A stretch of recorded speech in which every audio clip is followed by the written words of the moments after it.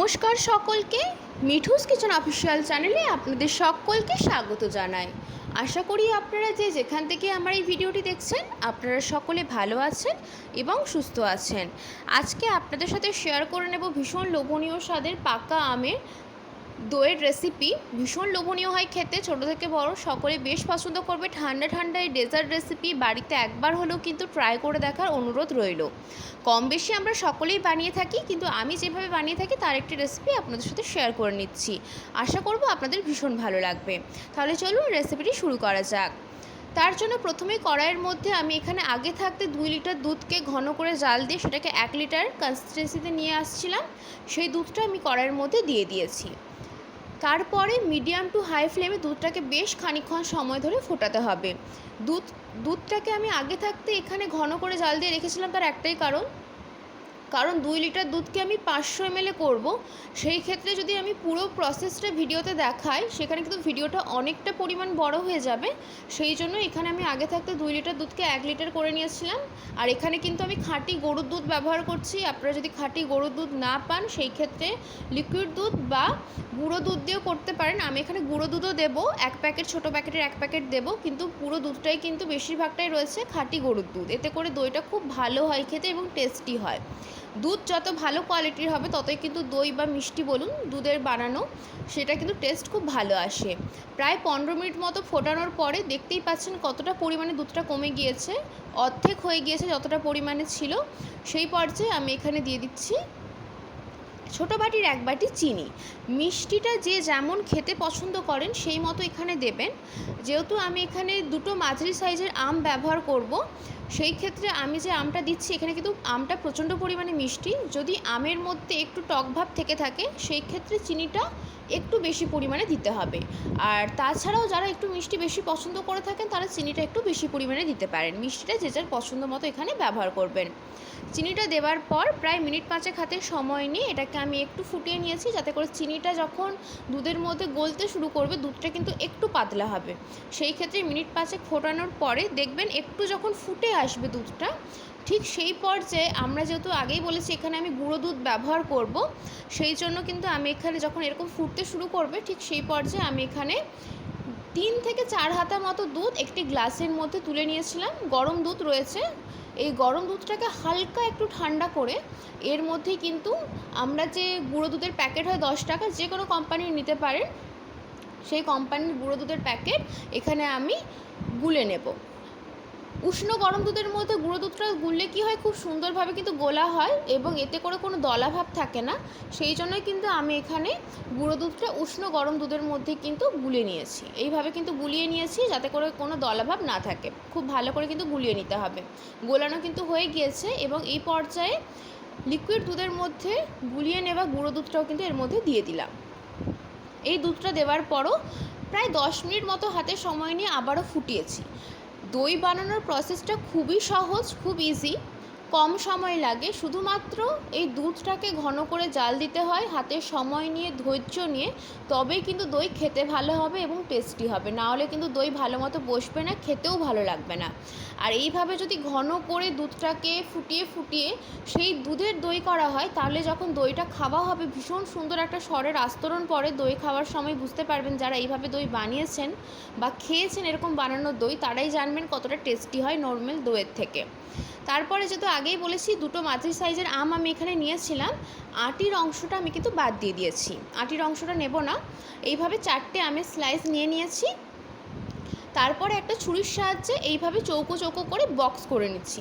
এইটা অপশনাল, করতেও পারেন নাও করতে পারেন, দেখতেও ভালো লাগে আর খুব সহজে কিন্তু স্কুপ আউট হয়ে যায় আমটা চামচের সাহায্যে। সেই জন্য কিন্তু এখানে আমি এটা করে নিয়েছি। ঠিক এইভাবে দেখুন আমি করে নিয়েছি।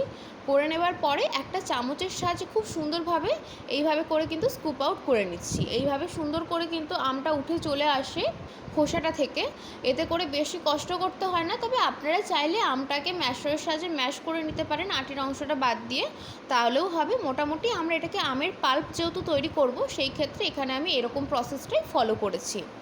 আমটাকে আমি প্রত্যেকটা যে 4টে স্লাইস রয়েছে সেই আমগুলোকে ঠিক এইভাবে কিন্তু স্কুপ আউট করে নিয়েছি, মানে খোসাটা ফেলে দিয়েছি।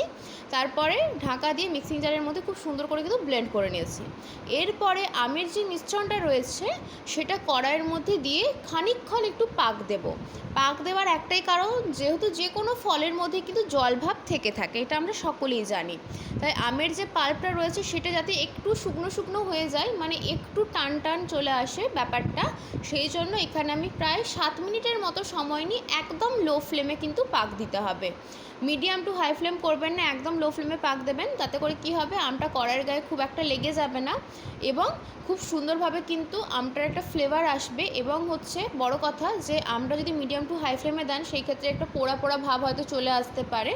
সেই জন্য একদম লো ফ্লেমে 7 মিনিট হাতে সময় নিয়ে এটাকে খুব সুন্দর করে কিন্তু আমি পাক দিয়ে দিয়েছি। আর দেখুন একদম গাঢ় হয়ে গিয়েছে, কিন্তু যে জলের ব্যাপারটা ছিল, জল জলে ভাবটা, সেটা কিন্তু নেই। খুব সুন্দরভাবে ফুটে ফুটে একদম ঘন হয়ে গিয়েছে।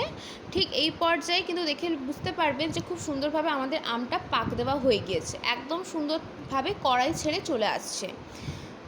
আর কিন্তু বেশি পাক দেওয়ার প্রয়োজন নেই, এই রকম অবস্থাতেই কিন্তু আমি এটাকে তুলে নেব। আর এখানে একটা ছোট আমের টুকরো রয়ে গিয়েছে, এটা কোনো ব্যাপার না। আপনারা চাইলে এই দইয়ের মধ্যে ছোটো ছোটো আমের কিউব ব্যবহার করতে পারেন। যখন আম দইটা খাওয়া হবে ডেজার্ট হিসেবে, তখন কিন্তু আমের যদি টুকরো মুখে পড়ে খেতে বেশ ভালো লাগে। তবে আমি এটা দিইনি, এটা পুরোপুরি অপশনাল, যারা পছন্দ করেন তারা দিতে পারেন।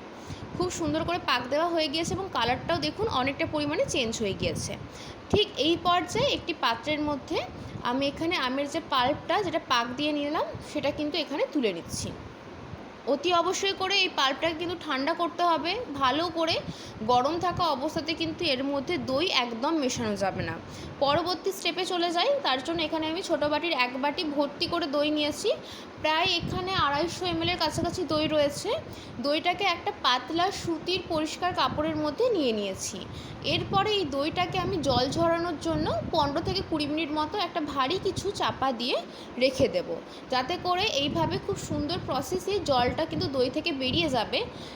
আর টক দই থেকে জলটা ঝরিয়ে নিলে কি হয়, দইটা যে আমরা বসাবো খুব সুন্দরভাবে থকথকে হয়ে বসে, মানে দইটা কাটার পরে কিন্তু জল কেটে যায় না। সেই জন্যই আমি বলবো বাড়িতে যে কোনো দই বসান না কেন, মিষ্টি দই বা টক দই বা আম দই, আমি বলবো টক দইটা এইভাবে যদি জলটা ঝরিয়ে নেওয়া যায় তাহলে করে খুব সুন্দরভাবে দইটা বসে। এরকম একটা প্লেট চাপা দিয়ে আমি এটাকে 15 থেকে 20 মিনিট মতো রেখে দিয়েছিলাম। 15 থেকে 20 মিনিট পর আপনাদেরকে খুলে দেখিয়ে দিচ্ছি। কাপড়টা দেখুন খুব সুন্দরভাবে কিন্তু দইয়ের জলটা ঝরে গিয়েছে এবং সুন্দরভাবে কিন্তু একটা শক্ত টাইপের দইটা হয়ে গিয়েছে। এবং এই দিকে আমাদের আমের পাল্পটাও একদম ঠান্ডা হয়ে গিয়েছে, গরম নেই। ঠিক সেই পর্যায়ে জল ঝরানো টক দইটা এর মধ্যে দিয়ে দিলাম।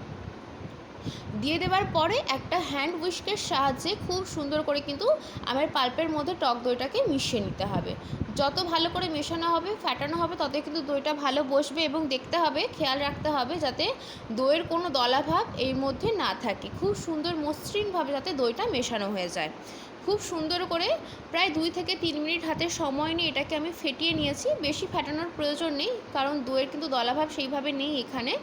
এবং একটা আঙুল দিয়ে দেখতে হবে যে আমরা যে দুধটাকে ঘন করে জাল দিয়ে রাখছিলাম সেটা আমাদের আঙুলে সহ্য করা যাচ্ছে কি না গরমটা।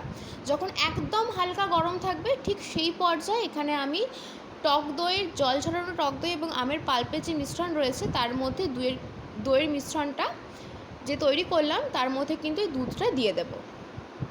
দুধটা দিয়ে দেওয়ার পরেও কিন্তু হ্যান্ড উইস্কের সাহায্যে খুব ভালো করে ফেটাতে হবে, যাতে করে কোনোভাবেই দলাভাব না থাকে, একদম একটা মসৃণ একটা মিক্সচারে তৈরি হয়, সেদিকে খেয়াল রাখতে হবে। খুব সুন্দরভাবে কিন্তু আমাদের ফেটানো হয়ে গিয়েছে, দেখেই বুঝতে পারছেন কালারটা কত লোভনীয় লাগছে।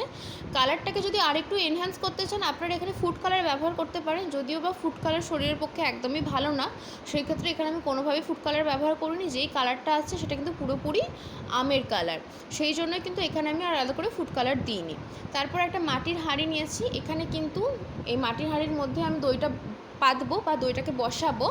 সেই জন্য 1 চামচের মতো টক দই নিয়েছি। টক দইটাকে মাটির হাঁড়ির গায়ে খুব ভালো করে মাখিয়ে নিতে হবে। আপনারা যে কোনো পাত্রের মধ্যে দই বসাতে পারেন, আমি এখানে মাটির হাঁড়ির মধ্যে বসিয়েছি। দইটাকে খুব ভালো করে মাটির হাঁড়ির গায়ে মাখিয়ে নিয়েছি। মাখানো কিন্তু আমাদের কমপ্লিট হয়ে গিয়েছে, দেখেই বুঝতে পারছেন খুব সুন্দর করে চারিধারে কিন্তু মাখিয়ে নিয়েছি। ঠিক এই পর্যায়ে তৈরি করে রাখা আম দইয়ের যে মিশ্রণটা সেটা কিন্তু দিয়ে দিলাম। দিয়ে দেওয়ার পরে কিন্তু খুব সুন্দরভাবে এটাকে গরম জায়গায় রাখতে হবে। প্রায় 7 থেকে 8 ঘন্টা আমি এখানে ওভারনাইট রেখেছিলাম, সেটাই সবথেকে ভালো হয়, তাতে করে সময়টা বোঝা যায় না অতটা পরিমাণে। সেই জন্য এখানে একটা হাঁড়িটার মুখে অ্যালুমিনিয়াম ফয়েল দিয়ে ঢেকে দিয়েছি এবং ওপর থেকে একটা পরিষ্কার সুতির কাপড় ঢাকা দিয়ে দেব। ঢাকা দিয়ে এটাকে একটা গরম জায়গায়, বাড়ির যে কোনো জায়গায় যেখানে গরম একটু বেশি সেই কোনো জায়গায় এখানে রেখে দিতে পারেন, বা আপনারা চাইলে চাল রাখেন যে চালের ব্যারেলের মধ্যেও কিন্তু রেখে দিতে পারেন, আপনাদের যেটা সুবিধে।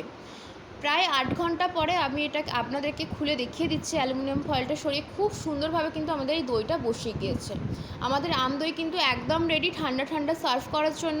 আজকের রেসিপি আপনাদের কেমন লাগলো অতি অবশ্যই করে কমেন্ট করে জানাবেন। যদি ভালো লেগে থাকে অবশ্যই করে আমার চ্যানেলটিকে সাবস্ক্রাইব করে দেবেন, লাইক শেয়ার কমেন্ট করতে ভুলবেন না। আর এরকম নিত্য নতুন রেসিপি যদি পেতে চান তাহলে অবশ্যই করে আমার চ্যানেলটিকে সাবস্ক্রাইব করে আমার চ্যানেলের পাশে থাকার অনুরোধ রইল।